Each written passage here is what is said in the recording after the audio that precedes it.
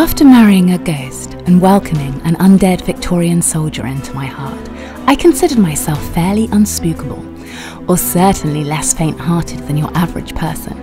In fact, my life over the past few years has manifested itself into a comedy of horrors, or a comedy of errors for anyone dying to be bitchy about it. Dying being the operative word, with a do not resuscitate request, like my sense of humour. I found myself having major withdrawals from Weirdo's Wonderland, and my sense of adventure, the same sense of adventure that led me to marry a ghost, was looking for new adventures that may or may not make sense. With a just divorced sign on my back, I was ready to take on the world. First stop, Mexico. Why? Why not? I was always intrigued to learn more about the dark tourism elements, satanic worshipping, and general macabre that is celebrated by many. I'd been recommended some really fascinating, unique places to visit, and visually, the Island of Dolls was ticking all of the wrong boxes for all of the right reasons. Legend has it, or rather, so the story goes, that a man named Don Julian once found the body of a drowned girl in the canals. The circumstances were unexplained, but shortly after finding the drowned girl, he noticed the body of a floating doll. Assuming it belonged to the little girl, he hung it from a tree as a mark of respect. It is said that Don Julian became haunted by the spirit of the deceased girl and destroyed by the notion that he was unable to save her. He began collecting and hanging more and more dolls to pacify the spirit of the young girl and to try and protect himself from evil.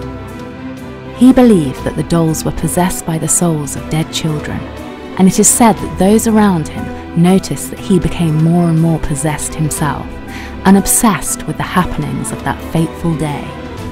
50 years after finding the body of the young girl, he was found drowned in the exact same spot that he found her body. Ever since, visitors have come to the island with dolls as a mark of respect and to honour the memory of him and the memory of the young girl. So that epic story led me to the Island of Dolls. I wanted to find out more. I wanted to know if I'd feel or sense anything paranormal, anything disturbing. Would I become possessed? Would I ever return?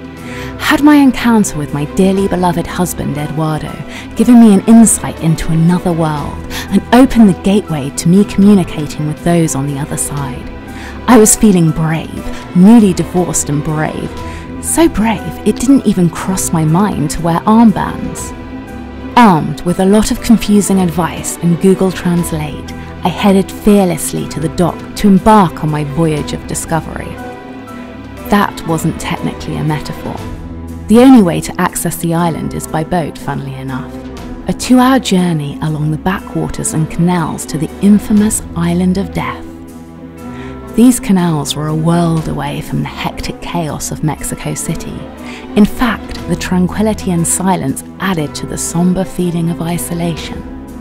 I could have easily fallen off the edge of the earth. It was just me and a guy who didn't understand me, nothing new there I guess, punting a 20-foot barge into the abyss. Arriving at the island was underwhelming. In fact, so many replicas of the Doll Island are popping up in the area that I was unsure that I was even in the right place.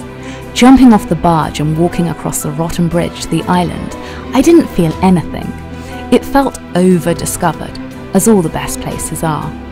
I was nonchalant at first, almost dismissive. I felt nothing. Was I no longer the ghost whisperer? Had I become a cynical civilian like most of the rest of the population? The nothingness continued until I stepped foot inside a little wooden shack. The shack had become a shrine to the little girl.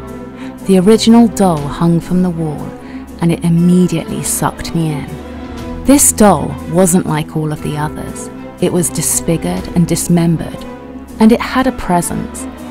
It was whispering and calling me over. Brocarde, Brocarde.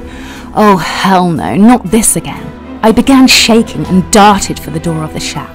A piercing ringing began in my ears. I started sweating and shaking, and a loud heartbeat was pulsating through my ears. Compelled back towards the door of the shack, I stepped foot inside. Hundreds of dolls were staring at me.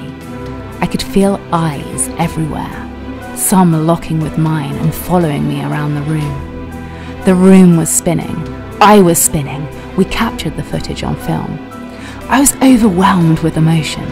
I sat on the floor and cried like a child, rocking back and forth. Whatever was in that room wasn't human. The legend was well and truly alive, and I'd encountered another disturbing haunting.